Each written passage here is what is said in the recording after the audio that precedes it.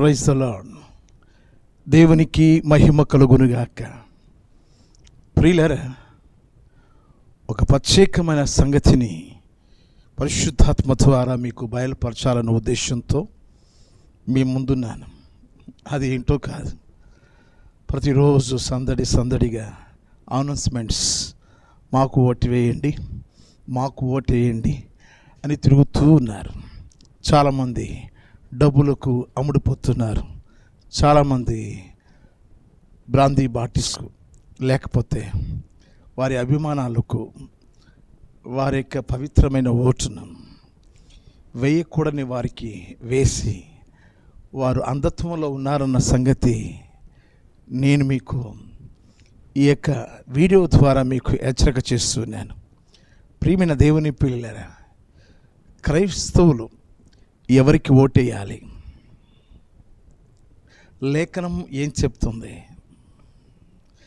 ఎవరికి వేయమని లేఖనాలు బోధిస్తున్నాయి?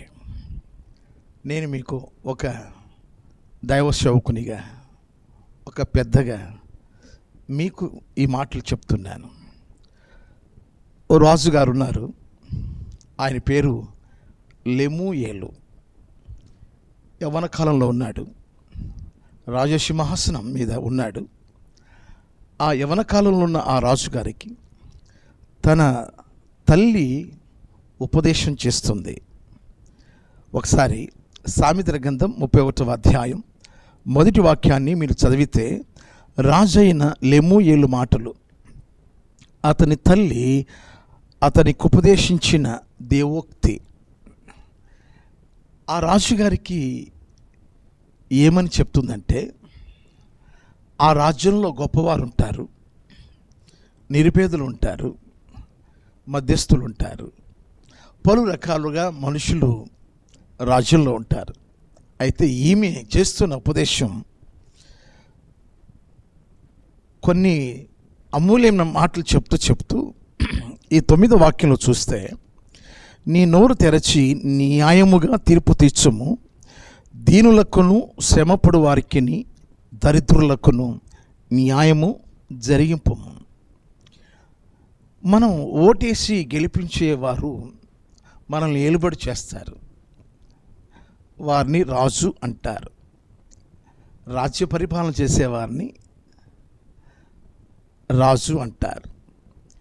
ఈ రాజ్య అధికారాన్ని చేతపట్టుకున్నవారు, వారికి ఉండవలసిన లక్షణాలు ఇక్కడ ఉన్నాయి.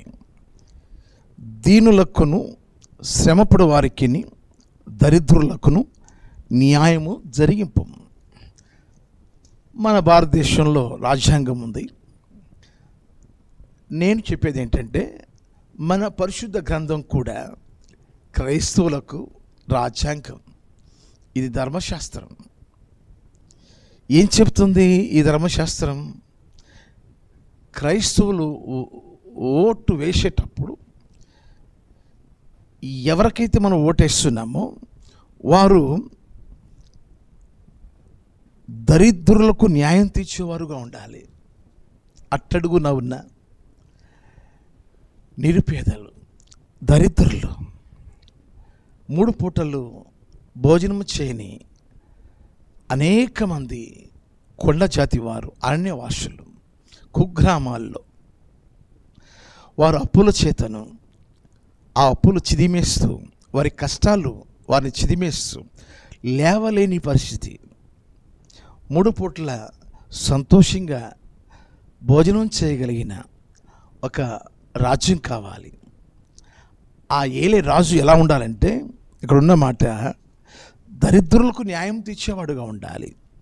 ఇంకా సామెతల గ్రంథం 29వ అధ్యాయం 14వ వాక్యంలో, ఏ రాజు దరిద్రులకు సత్యముగా న్యాయము తీర్చునో ఆ రాజు సింహాసనం నిత్యముగా స్థిరపరచబడును. ఏ రాజు అయితే దరిద్రులను జ్ఞాపకం చేసుకుంటాడో, నిరుపేదలను బీదలను జ్ఞాపకం చేసుకుంటాడో, వారికి రావలసిన గవర్నమెంట్ ద్వారా, ప్రభుత్వం ద్వారా ఆ యొక్క స్కీములు కావచ్చు, లేకపోతే వారు పొందుకోవాల్సిన ఆ యొక్క లబ్ధి కావచ్చు, లేకపోతే రిజర్వేషన్ కావచ్చు, ఏదైనా అది న్యాయంగా దరిద్రులైన ఆ ప్రజలకు ఏ రాజు న్యాయం చేస్తాడో అతని సింహాసనం స్థిరపరచబడును.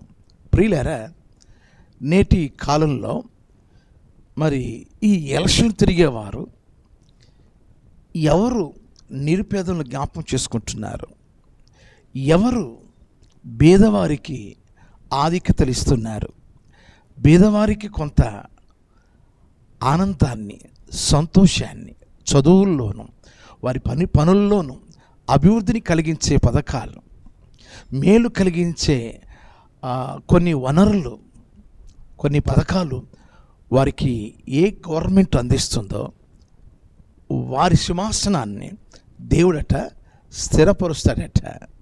ఎందుకని? ఈ బీదవారు, ఈ దరిద్రులు అటువంటి రాజు కొరకు ఎదురు చూస్తున్నారు. ఏ రాజు దరిద్రులకు సత్యముగా న్యాయం తీర్చునో ఆ రాజు సింహాసనం నిత్యముగా స్థిరపరచబడును. మరొక మాట కూడా మీకు చూపిస్తాను ప్రియులారా. సామెతల గ్రంథం 14వ అధ్యాయంలో మనం ఎన్నోసార్లు ఈ మాటలు చదువుకుంటూ ఉంటాం. అయినప్పటికీ జ్ఞాపకం చేసుకోవడం మన జీవితాలకు ఆశీర్వాదకరం.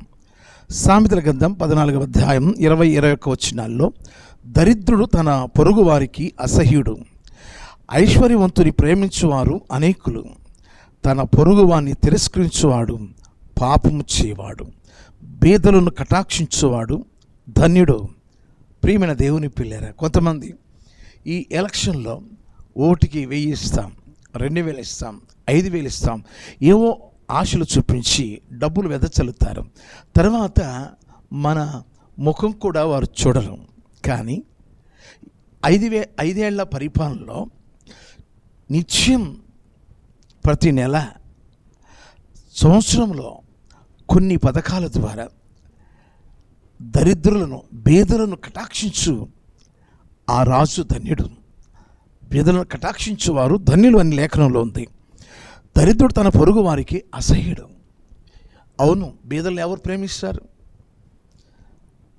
ఐశ్వర్యవంతుని ప్రేమించేవారు అనేకులు, ధనవంతుల చుట్టూ తిరుగుతుంటారు. కానీ దరిద్రులను జ్ఞాపకం చేసుకునే మంత్రులు, ముఖ్యమంత్రులు, అధికారులు ఎవరున్నారు? ఏ రాజు అయితే దరిద్రులకు న్యాయం చేస్తాడో, ఈ యొక్క బీదలైన వారిని కటాక్షిస్తారో అతని సింహాసనం స్థిరపరచబడను. ప్రియులారా, ఒక సంగతి మాత్రం మర్చిపోవద్దు. క్రైస్తవులు మణిపూర్లో జరిగిన విషయాన్ని ఎప్పటికీ మర్చిపోకూడదు. ప్రభువును ఆరాధించి ఆ ప్రజలకు ఎంత అన్యాయం చేశారో. యవనస్తులు, ఆ స్త్రీలు, యవన కాలంలో ఉన్న స్త్రీలు నగ్నంగా రోడ్ల మీద వారిని ఊరేగిస్తూ, వారిని అపహాస్యం చేసుకుంటూ, వారికి ఎంతో అవమానం కలిగించి ఎంతోమంది క్రైస్తవులను హతమార్చిన ఆ యొక్క ప్రభుత్వాన్ని ఎవరు ఆ పని చేశారో మీ ముందు పెడుతున్నాను ప్రియులారా. అవును, ఒక యవనస్తుని తల నరికి దడిన తగిలించి వెళ్ళారు. ఇలాంటి చెప్పుకోవడానికి ఎన్నో రక్తపాతాన్ని సృష్టించి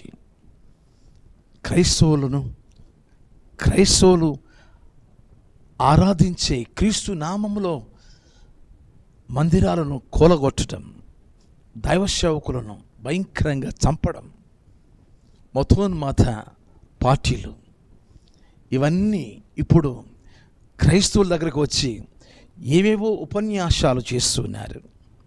ప్రియులారా, బీదల ఎడల ఎవరైతే ప్రేమ కలిగి ఉంటారో, ఎవరైతే బీదలను కటాక్షిస్తారో వారికి మాత్రం ఓటేయండి.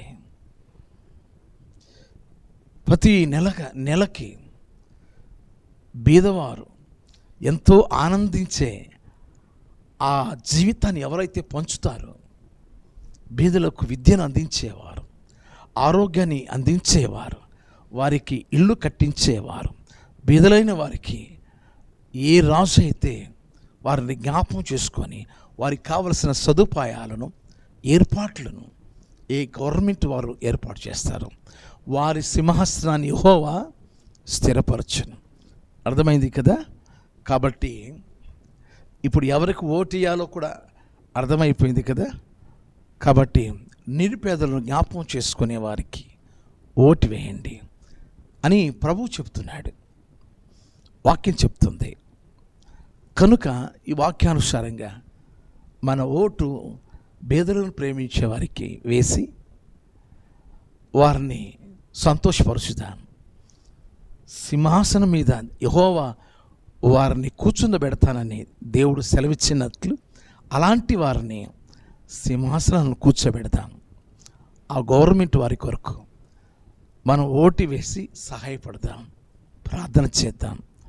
ఆ ఫలితాన్ని మన చెవులార విని సంతోషిద్దాం. దేవుడు న్యాయవంతుడని మనం ఒప్పుకుందాం. May God bless you. దేవుడు అట్టి గ్రహింపు, అట్టి ఆలోచన మీకు అనుగ్రహించునుగాక. వారెవరో ఏదో సహాయం చేస్తారని వస్తారు, అవి పక్కన పెట్టి నిత్యం పరిపాలనలో బీదలను కటాక్షించే వారికి మీ ఓటేసి మీ సంతోషాన్ని వెలుబుచ్చి అటువంటి ప్రభుత్వం కొరకు ప్రార్థన చేసి ఫలితాన్ని దేవునికి మీరు ఓటు వేసి, యెహోవా ఎవరినైతే సింహాసనం మీద కూర్చొని పెడతావో బీదలను కటాక్షించు వారికే కదా నేను వేశానని దేవునికి చెప్పి దేవుని స్తుతించు. మరొకసారి నా వందనాలు. Thank you.